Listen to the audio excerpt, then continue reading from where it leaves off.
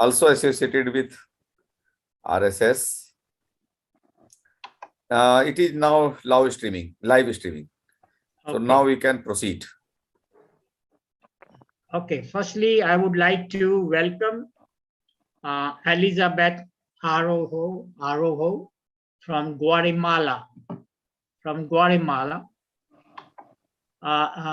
Honorable Elizabeth is a priestess, a Mayan priestess from Guatemala. And we met her first time in 2006 at Jaipur. Right? First time I met her and her husband at Jaipur at a conference. And she was the leading person, leading the delegation. Thereafter, so I will give brief introduction. I will have 2-3 slides to show. So what she has sent me, I'm going to read it out. Elizabeth, being a priestess, her husband was also a great priest, a high priest, and then he also became the minister of religion at Guatemala government. So a very high ranking priest from Guatemala. Now she says that the continent of America is divided in 3 areas: North America, Central America, and South America, and Guatemala. Guatemala is in Central America, south of Mexico. So a lot of people confuse Guatemala with Mexico, but it is different than Mexico, although the culture is almost similar. The Maya nation extends from east part in Mexico into Guatemala, Belize, and part of Honduras and El Salvador. Guatemala is a country where two worlds are present: the Western world and the indigenous world. The majority of its population is indigenous, although the power is in the hands of the descendants of the colonizers. Despite the genocide and the massacre the indigenous people have gone through, the Mayas have been able to keep their languages and tradition alive. The Maya calendars are an important part of our daily life. An Ulkij calendar of 260 days, it is connected with the moon. Then the hub that goes with sun and has 365 days. And the third calendar, which is most important out of the 3, which she's going to discuss in detail, is the Choltung or calendar of the long count with 5,200 years in length. Here in this calendar of the long count, we find the prophecies, and she's going to speak about the times we are living now according to this calendar of the long count. Now that's her main topic. She's going to talk about 3 calendars. They are very, very important, and there are many similarities with the Sanatan calendar, our Hindu calendar. So I will show you just 2-3 slides. I'm going to share my slides with you, which I'm going to show you now.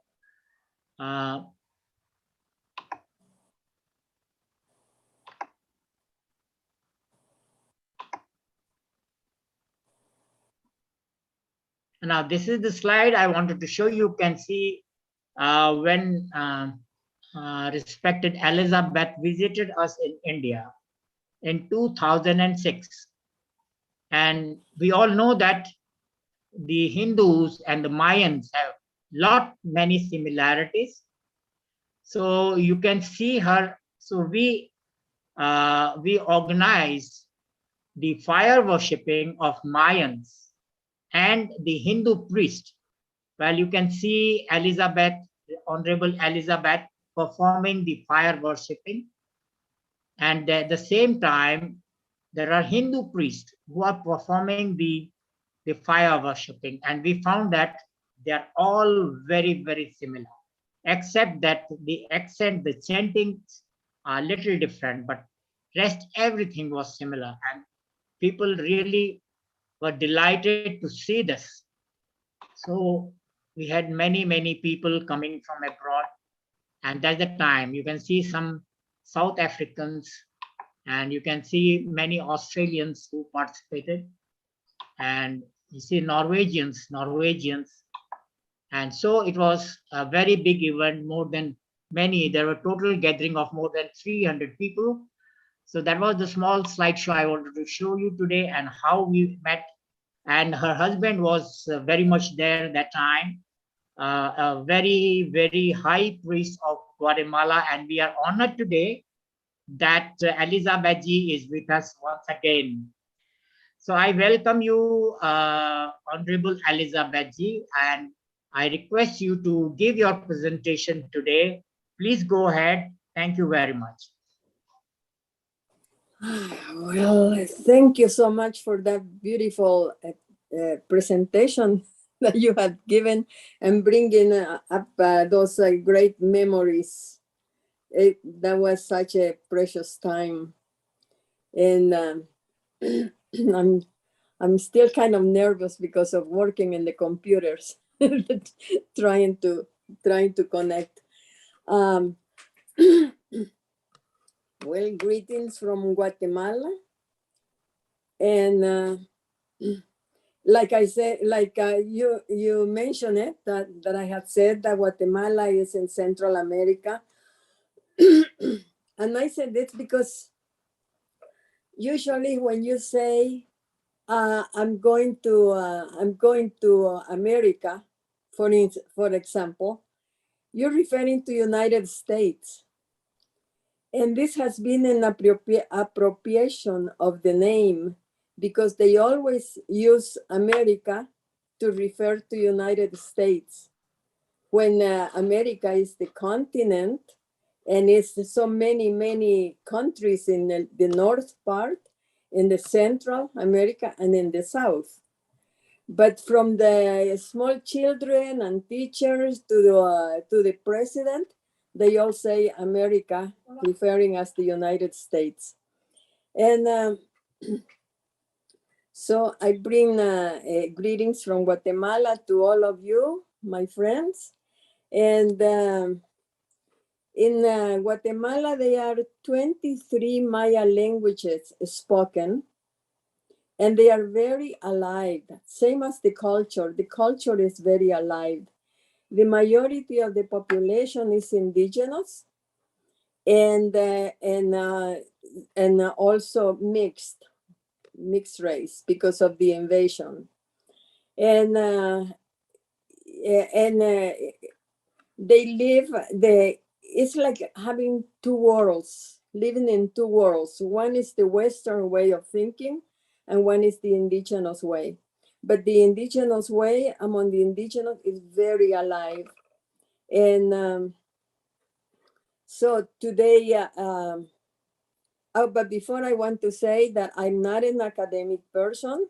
I am going to speak from the lineage of the oral lineage, what I have, what it has been passed down from generations to generations, and I have heard from my elders.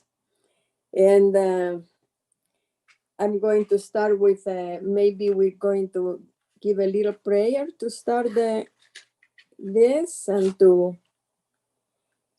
I'm going to light up a candle.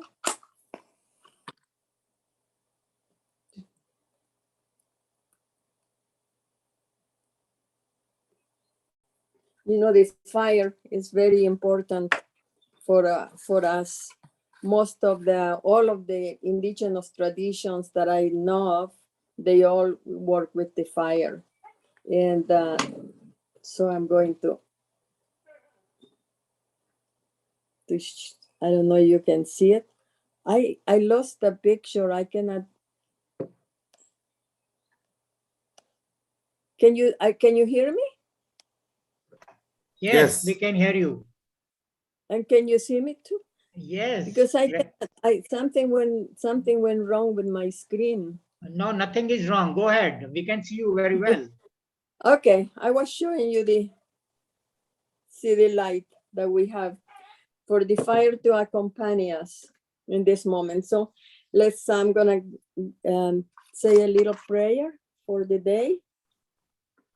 And Osakol Vitola Lom Kaholom Tepeo Kukumatsi Kokolkan. I give you thanks for this day, for this precious moment, to be here reunited with my brothers and sisters from across the world, for giving us another day of life, the gift of life, so precious.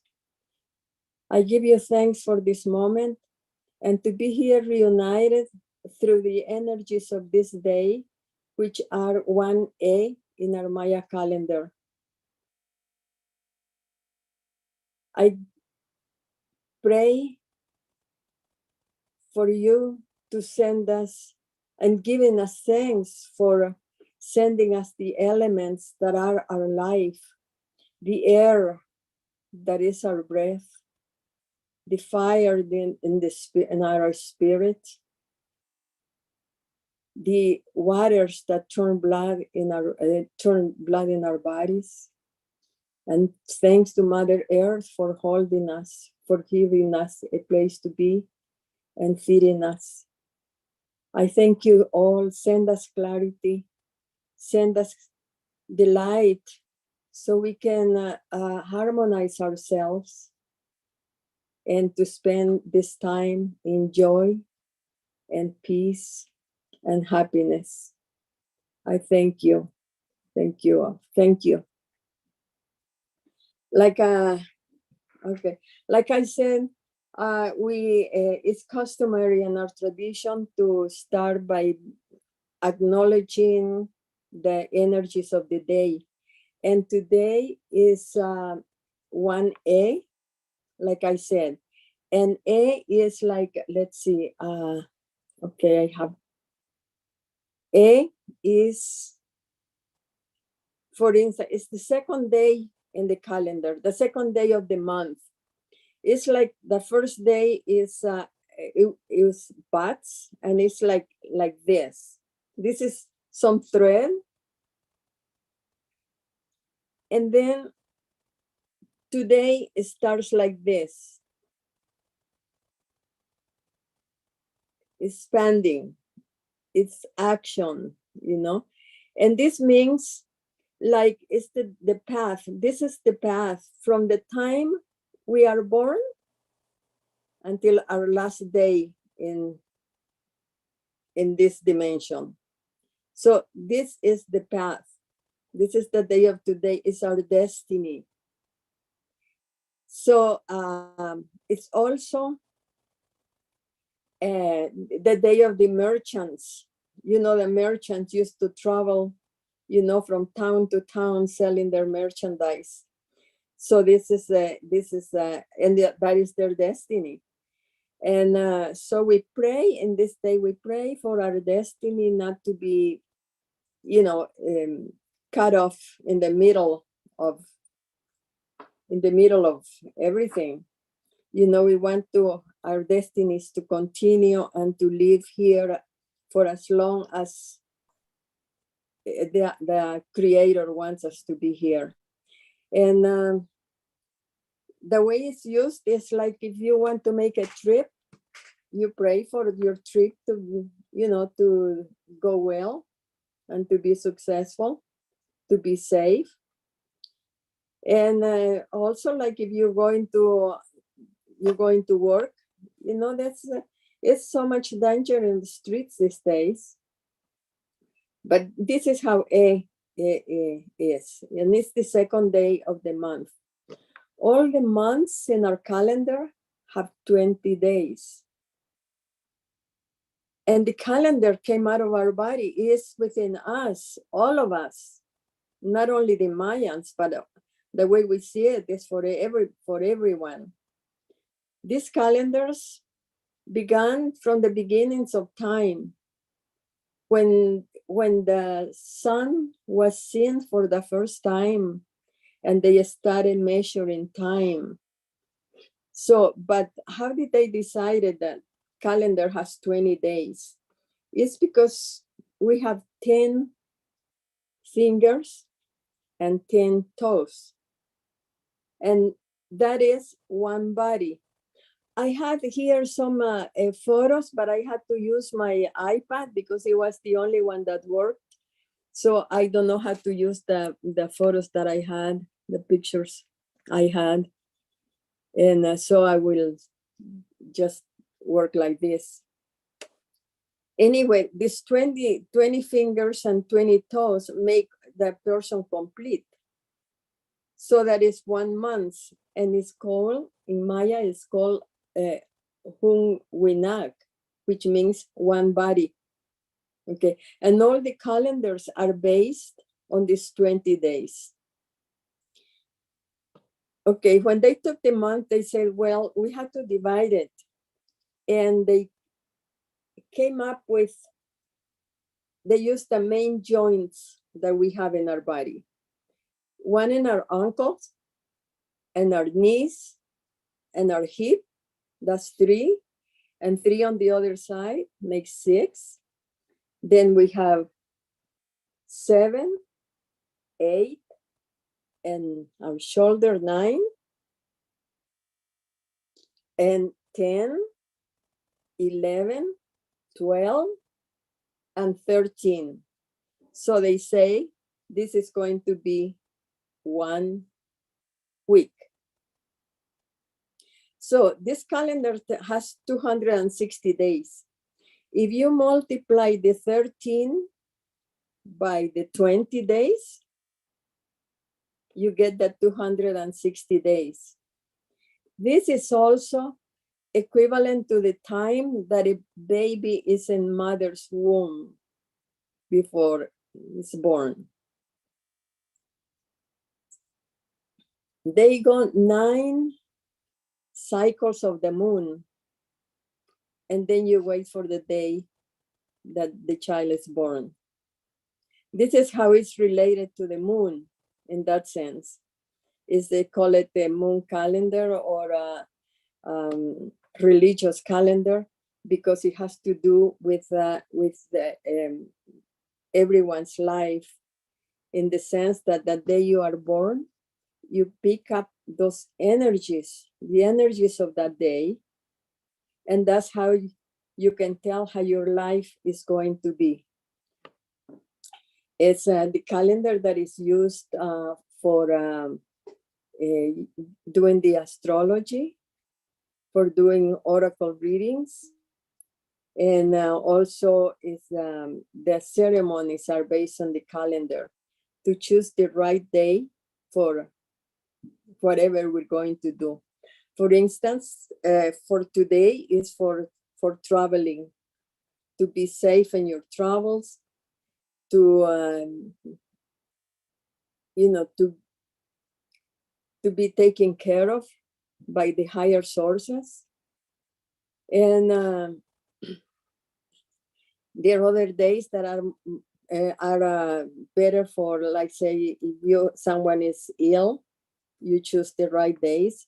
You can do ceremonies in every day, but to maximize the energies, that's how you choose the best day for it. And so this is the Cholkir. This is this calendar that has to do with our birth and our astrology, our destiny. We have another calendar that has 365 days. This is the calendar of the hub. This calendar, if I had some paper, maybe, let me see if I.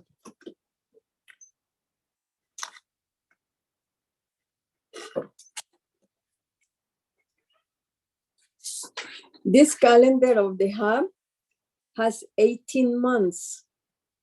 18 months in length.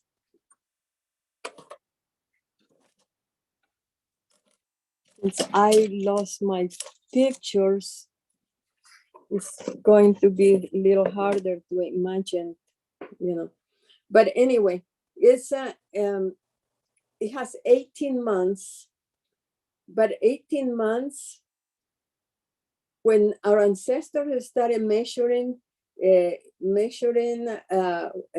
time with using a stick and following the shadows of the day, and they see that in 18 months they almost came to the beginning point, but it left the space open that it didn't really close. That space is equivalent to 5 days. So the hab has the 18 months plus 5 more days. That makes that 365 days. These 5 days are very, very special. And actually they are coming very soon, because that marks an end of a cycle. You know, it's a cycle of the sun. The other calendar is a cycle of the moon, but now it's the cycle of the sun. Sorry. And those 5 days are coming and going to start on next month, actually, on the 14th to the 18th. And then the 19th is the beginning of the new cycle. That's next month, February. These 5 days, they are used for, it's like an embracing the past with the future. And there are times of meditation, fasting, and they see what worked the year before, what can be changed, what to see for the year that is coming. It's like movable days. So the 360 days plus the 5 days make that 365 days of this calendar. In here, we have the seasons of the year, the equinoxes, the solstices, the phases of the moon. There are marked as rainy seasons. So it's used more in agriculture. And the phases of the moon, it's because the moon influences the land, the agriculture. You have to know when is best to go and harvest the flowers or the roots or the leaves, whatever you're going to use for your medicine. And but it is a solar calendar. The Solkir, which is the 260 days, it helps us to live in peace with or in harmony with Mother Earth and with everything, with all forms of life. It's like a guide in our daily life, because every day has a meaning and we go according to that. And this one is more for the hab is more used in agriculture. So are any questions about this? Towards the end of your lecture, we'll ask some questions. Okay. Please go ahead. Okay. Okay. So, because my English is not my mother language. It's a second language. Okay. So the other calendar that we have is the calendar of the long count. It's the Choltung. And we call it the long count because it has 5,200 years in length. And this one it marks eras in time. Like in 1987, August of 1987, it was celebrated. I don't know if you remember or you know about the harmonic convergence. Did anybody heard about the harmonic convergence? Nobody knew what was going to happen, but everyone knew that it was going to be a change. And it's because at that time, nobody knew about the Maya calendars. But this is a day that it was in the Maya calendar, and it was brought out to the abroad from Dr. Argüelles. So Argüelles did a good thing by bringing out the calendar and letting people know that there is a calendar, an ancient calendar. And the only thing is that he personalized the calendar and he made a deviation of it. So the ancient calendar, it comes from up above, from the stars. But this other one is kind of man-made. And it's very popular even these days. There are people in Europe, very popular in Asia, in like Japan. They have schools of that calendar, but it's not the original calendar. But anyway, it marked that era. And from that time, changes began to happen slowly, but they've been happening. Now, it's also what was celebrated in December 21st of 2012, when people would think that the world was going to end. And it didn't matter how much the Mayans would say, the world is not ending, it's the ending of a cycle, a long cycle, but in the beginning of a new one. But people, sometimes people like drama, and they all were just thinking about negative things. Anyway, that was another era that marked. And what happened then is enters what is called the shift. And the shift was many movies were made, like one was called The Shift. There is another film called The Shift of the Ages. There is another, is The Year Zero. And so on, people took advantage of it, and some of them to make money.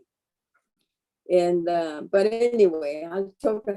The shift means there is like a leap, a quantum leap to a higher vibration. It's a change, brings a change in consciousness and behavior.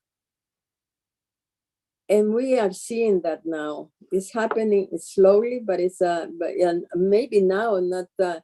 It's accelerating, and that's why there is so much turmoil in in the world. We are experiencing those times that are very, very difficult, very turbulent times, but at the same time, it's a very powerful time that we are living. And this calendar is also the marks, besides in the part of the shift, is that the feminine energy has entered the earth.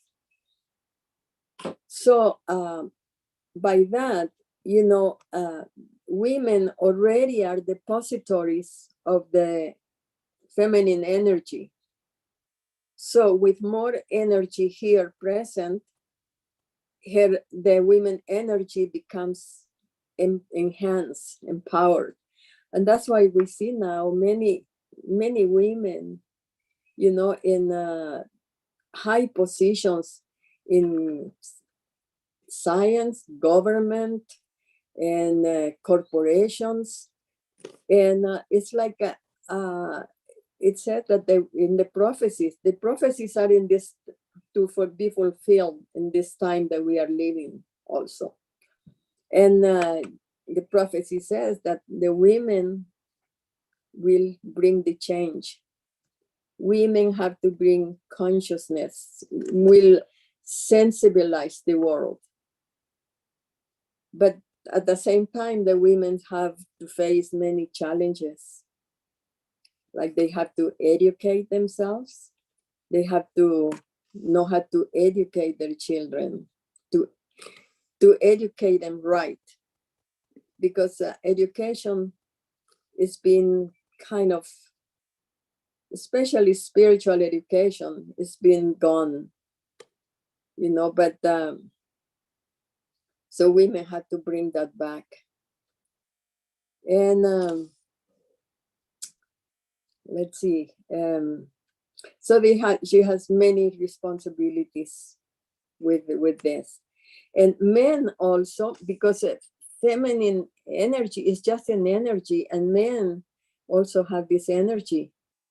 So those who are in touch with their own feminine energy, they will be enhanced as well. They will be empowered. But those who are resisting the change, it has been so much machismo that is a product of the invasion. And so those who resist, they will feel uncomfortable, of course. And they will be rebellious, and they will feel so uneasy. But eventually, they will be getting into this phase, into this. Yeah. So another thing that is happening is that we also, this is the era of love, peace, and oneness. And what we see is, apparently, what we see in the surface is all the opposite. There is so much turmoil. There is no safe place.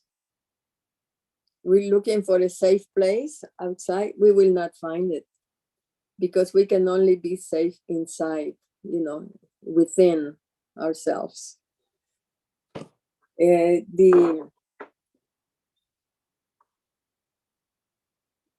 What we often see is, that what we hear and is happening actually is, we see so much violence. There is child abuse, sex trafficking, exploitation, wars, and it's a lack of respect for life, no respect for Mother Earth, which we also see what the Mother Earth is telling us. Everything is coming to us to wake us up. With the floods, tsunamis, earthquakes, fires, you name it. In places where you think you will be safe, our children in their schools, they are shooting in the schools. So it's like the whole world is in chaos. It's all in what we are experiencing is an imbalance in the world. We see much poverty, we see hunger, we see violence, homelessness, there is pollution, bullying, and so on. And everything comes to a lack of consciousness. And this is the biggest problem that we have. Everything has been created by this lack of consciousness. The prophecy says, arise, stand up, arise. Not one nor two groups be left behind the rest. If you are sleeping, awake, wake up. Together we will see the place from where we have come from. We are giving birth to a new world, a new humanity. Maybe we will not see the results. We might not see it, but our children or the future generations will. Now, we are just feeling the pain. But if you see, there is always pain in childbirth. We are giving birth to a new humanity. And we must cooperate with those changes.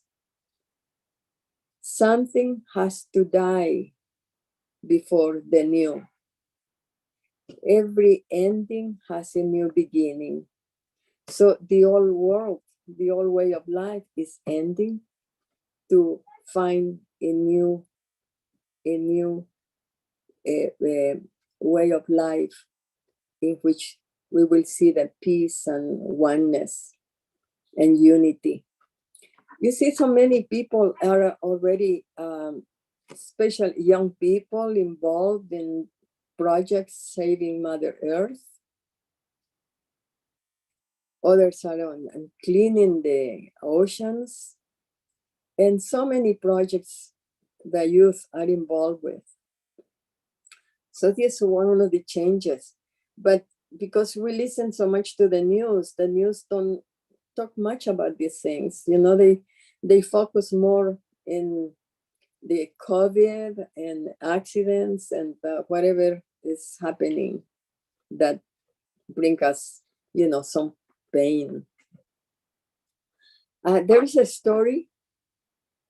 It's a Native American story. I don't know if you have heard about it, but it's like an analogy that I'm gonna see. It's there was a lady, they say, that was spent her day weaving, and she would weave beautiful tapestries. Beautiful work, and she was famous for that. And one time she was in her last piece, the one he was working on, and it was almost to the end, and it was such a beautiful, beautiful what she was showing in the picture, in the work. It was a piece of art, and you know, suddenly the phone rang, and she went to answer the phone. Left everything in her chair, and while she was on the phone. In the meantime, her little cat, that was her companion, started playing with the thread, and start pulling the thread and pulling the thread. And what happened is that all the work was undone. When the lady came, she saw just a bunch of thread already there, and her work was disappeared, you know, to the enjoyment of the cat, that is. Then what she did, very patiently, she picked up the thread again and started to build a new piece of work, a new tapestry. And what happened is it became more beautiful than the one before. And this is something like it's happening now. You know, something is being undone, but something else is going to emerge from it. And this is so there is hope. We just have to. We all are in a collective process, you know, collective evolution. So we need to cooperate with each other. We have to envision things like people made borders, you know, and the borders divide us. So we have to have the courage to go through those borders and join this collectiveness that will bring a new world, a new man, a new humanity. The elders, they give us some advice for these times, because many people are in panic because they only see the negative part. But if we look at how many people are working in behalf of Mother Earth, there are so many prisoners, like here in Guatemala, mainly in those indigenous communities. Here in Guatemala, in Bolivia, in Peru, in Chile, there are people in prison because they are defending Mother Earth, protesting against these mining companies that only leave destruction behind. They take our resources They leave illnesses, contamination, and when they finish with that, they leave. But what they leave behind is very atrocious to the health and to the local people. So all those people who are protesting, they put them in jail. And we have so many of them that is, suffering for that. But they say, the elders say, do not panic. He says, you have to be positive. Do not panic. He says, do not isolate either. Find ways to be connected, not only with others, but also with what is around you. If you are at home, connect with a flower, connect with the plants, connect with the moon, connect with Mother Earth. All that, we have it in our bodies. Our spirit is the fire. Connect with our spirit. Connect with our waters within, our breath, work with the breath. So it's a time for healing. A time to, you can find so many things to do at home when you have to be confined to your surroundings. And they also say, don't watch so much news, because the news only will inflict fear. And I want to say, the other day I heard this man called Andrew Harvey, and he has come up with a page and a group. Apparently he has a lot of followers, and it's called Sacred Activism. There is another person that is I think he's Turkish, and he was talking about how he changed his company with a product that is very popular in Europe, and it's called Beko. And he changed because he changed his consciousness, and all his he produces house appliances, but all are with energy, saving energy in mind. And they say that he's having much success in his company because people are appreciating that and replacing their appliances with these ones that are saving energy. So things that also, here in Guatemala, people or in these countries or this continent, people are meat eaters. But now they are becoming more consciousness about becoming more into organic foods and vegetarian food. It's a big movement on that. Even McDonald's, I heard, that has become with a new sandwich that is all vegetarian sandwich. This is nothing new for India, because the first time, or no, the second time I went to India with an elder from New Mexico named Leon Secatero. May be in peace because he's in the other world now.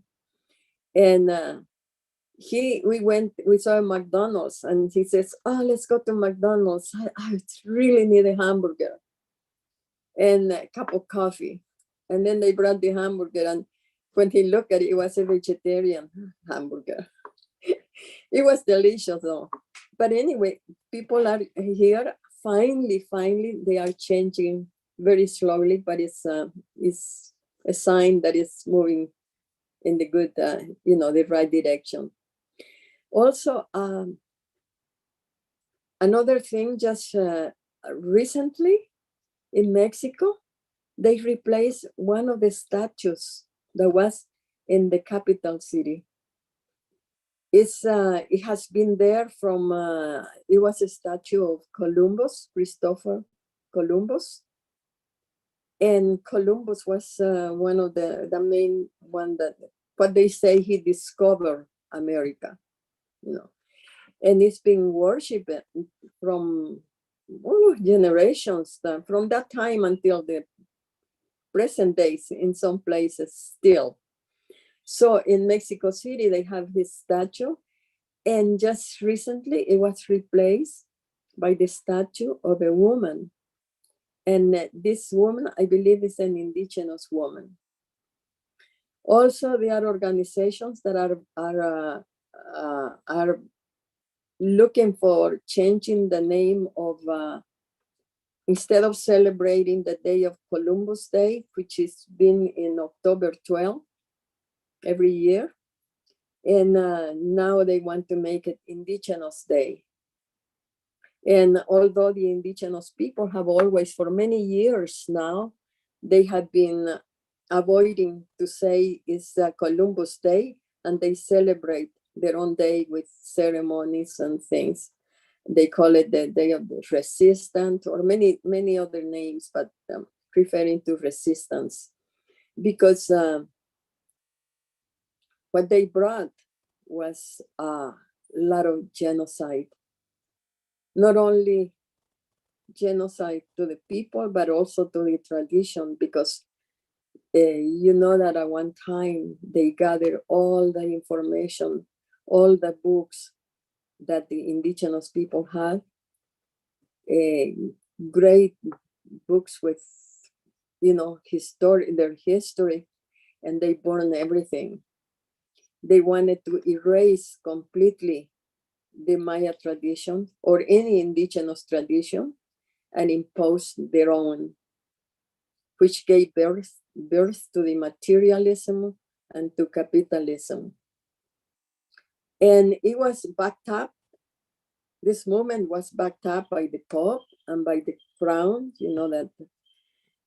And the reason was because the report that they had given to Europe was, and to the Pope, was that these people here are savages. These people here are ignorant. They are diabolic, and they are not people, they are animals. And animals don't have a soul. So animals don't have a right to have private property, and they are here to serve the people. That's why they put them to work and work and work. And all the churches that they are here, they were built by the hands of these indigenous people. And so anyway, that's what came with, like we got from the coming of Columbus and the invasion. The only thing that they couldn't, that they couldn't burn was what it was written in stones, in petroglyphs. And that's how, the elders have been trying also to reconstruct the information. When they saw the people, because these people who came, the invaders, they were not educated people. They were adventurers that joined this thing to come to a new land. They were looking for adventure, and then they found gold, and ambition came in. And that's why the indigenous people, they lost their land. And now they live in, poverty still. There's much poverty among the indigenous people. They work the land. They are agricultures by nature, but maybe they cultivate in small pieces of land. Maybe they rent a piece of land, or in their backyards. They come to the market to sell that, and that's how they live day to day, day by day, And in the meantime, most of the land is in hands of the descendants of these foreigners. And so now COVID came, but this was announced. There are 2 videos to YouTube videos still. I saw him the other day from the Grand Elder, the Maya Grand Elder, Huacatelu II, where he talks about this pandemia. He said there is an illness coming. It's people will fall on the streets, will fall dead in the streets like flies, you know, in a trap. And he talks about that in 2 different videos. And one was done in 1995, in fact. And that's why he kept saying about, you know, consciousness. We have to be consciousness, to be conscious. And so now it is here. You know, we never imagined this was going to happen for so long. But it brings many lessons, you know. First of all, it teaches us that humanity is vulnerable. The money is not the most important thing in life. It teaches us to be more compassionate. I mean, to have more compassion, to be more, you know, connected to others, like to our neighbors, to our. It teaches us that there is no discrimination. She touches everyone he wants to touch. It doesn't matter what tradition you are from. Doesn't matter if you're rich or poor, or you're black or white. And it makes us appreciate life more. So indigenous people of the Andes in South America, you know, like in Peru, they say that they have another view of this period of time since the invasion. He says, they say every 500 years, something like this happens. And they call it Pachakuti. Pachakuti is like a chaos, like the one we're living now. And it was exactly at the time where the invasion came, that the invasion brought a big change, a huge changes. Like I said, it brings the capitalism enter, materialism enter, greed, and all the things that derive from that. And now it's the second one, you know, because little over 500 years have gone by. So these are parts that have been written in our cosmic history. And so there is hope, and we know that a new way of life is going to come. It's like it's time to marry the ancient wisdom with you know, with current good things like the ancient medicine with allopathic medicine, and make a blend, and something new comes in, a new that is going to benefit the collectiveness. It will be a world that will work for everyone and not just for a few. So let's not lose hope, because and let's get, you know, connected more. Thank you for this, for being, you know, together like this. Like if we cannot be together in person, but at least we had this second chance to be together. So thank you very much. Thank you very much, Honorable Elizabeth Ji. How wonderful knowing all about the Maya calendar, but there are many doubts. People are very scholarly people here, who would like to go more into the details. So we will organize more lectures. We would like to go into more details of these lectures, the calendars, and I'm sure I'm going to collect some literature on it from you, from the universities or scholars or your disciples, and then we will share it with our participants, because there are so many of them from the universities, and we would like to involve some of our universities and Guatemala University to study more on the Mayan calendars. So there may be many questions. So I'm asking the audience, anyone having any questions, please raise your hand.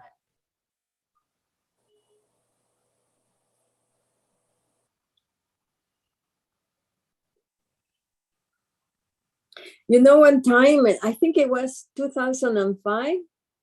It was 2006, yes. No, in 2005, I think it was, when a group of brothers and sisters from India came to Guatemala. Dr. Patak, Yashwan Patak, came with them, and the theme was to compare the similarities among the two ancient traditions, and it was so wonderful. So I Yes. wish this can happen again. That's right. We are going to come to Guatemala, and many of our friends are keen to visit Guatemala. And I know you had been very frequent visitors. We have been meeting very often. But somebody has a question. Yes, we have Prasad Gokhale. Please go ahead, Prasad. Ask your question. Namaste, everybody. Prasad here from Toronto in Canada. So, Elizabeth ji, I know about the 2005 trip by Dr. Yashwant Patak to Guatemala. I'm aware of it fully. So, unfortunately, I was not part of it, but I am fully aware of it. So, thank you for the great session today. I have one quick question.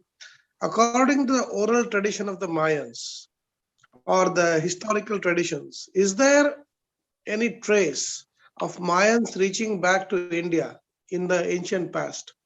Or is there any trace of any stories where Mayans might have come from the Indian subcontinent any time in the past? I haven't kind of distorted the voice. Can you tell me again your question, please? I'm sorry. In the Mayan tradition, oral tradition, is there a story, or is there a lineage saying that Mayans came from the Indian subcontinent in the ancient past, some 1,000, 2,000, 5,000 years ago?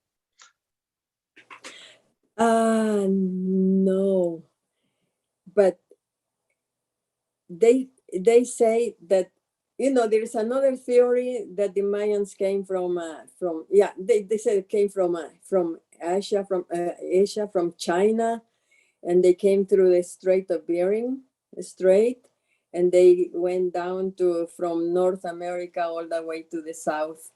But the elders here, they believe that the Mayans were born they were in an island called, it was called the Diamond City, or Atlantis. And from Atlantis, when the deluge was coming, they had received a message that said, live this land, find something else, go away. And those who listened to the message, they got in their boats and they travel. And they travel to what is Tulum in Mexico. And then they found, once they were there, they got another message that says, find refuge. And they saw Mother Earth open up. They found these openings and they went in. And these are the tunnels that people travel through those tunnels. And some went to North America, others went to different parts of the continent. And we had some Hopi elder that came looking for that place, and we took them to some of the caves. And he said that he had heard that from his elders that the Hopi came from this group, from the Red Land, they call it, which is around Tulum.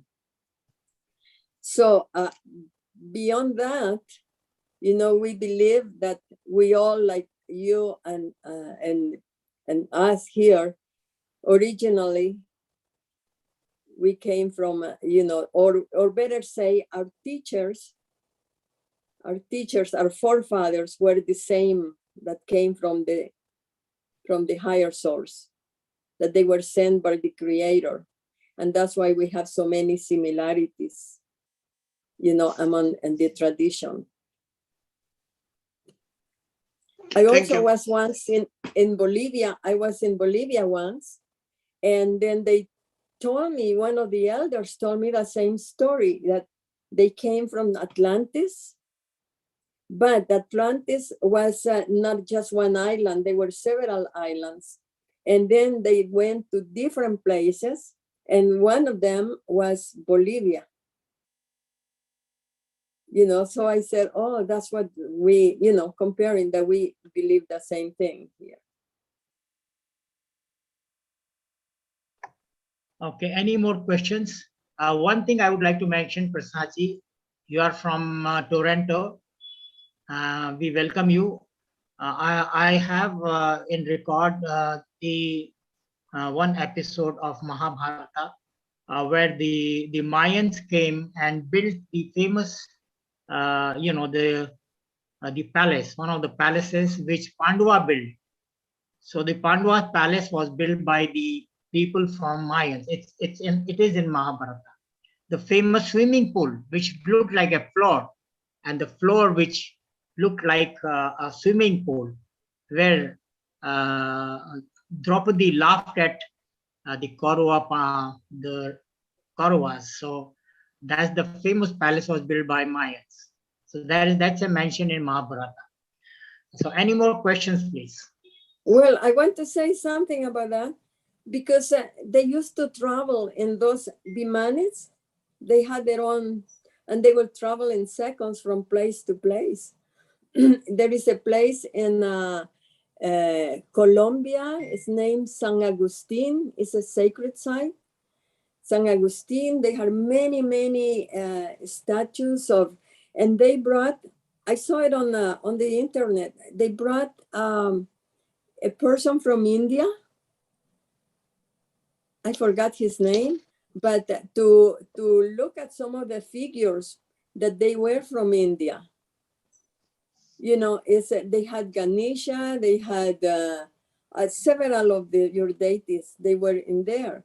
And also the place was built exactly in the same way that the place in India, in southern India, right by the river, and it's exactly the same. And that's what it proves that they used to travel and share, share their like meetings they had. Thank you very much, Elijahji. Any more questions, please? Otherwise, we wind up. Any more questions? Sir, Jain this side. Okay, go ahead, please. Ma'am, shall I speak in Hindi or English? English, please speak in English. Ma'am, there is a word, refugees. How bad it is? Elizabeth, he wants to know, there are refugees in Guatemala or Mexico, and you spoke about the indigenous people, the atrocities to indigenous people. So he wants to know, how bad is the situation today?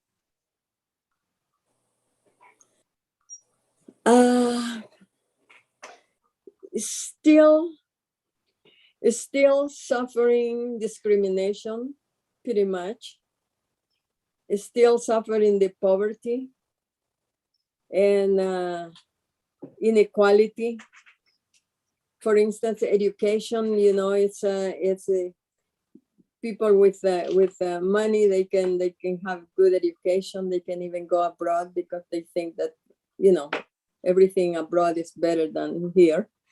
And but the school children, in the villages, in the countryside, they still have to pay for inscriptions, for registering for the years of school. They had to buy their own school supplies. They have to pay for an internet cafe to go and work on the computer. And so it's still a long way to go. But people are, now there are many women and young people, but women, because they used to be, confined to the house to do housework and have children. Now they are being educated and making an effort to, to go to school or university. And the government is more, because the government is in the power of, in the hands of those people that come from, I'll say from Europeans descendants. When the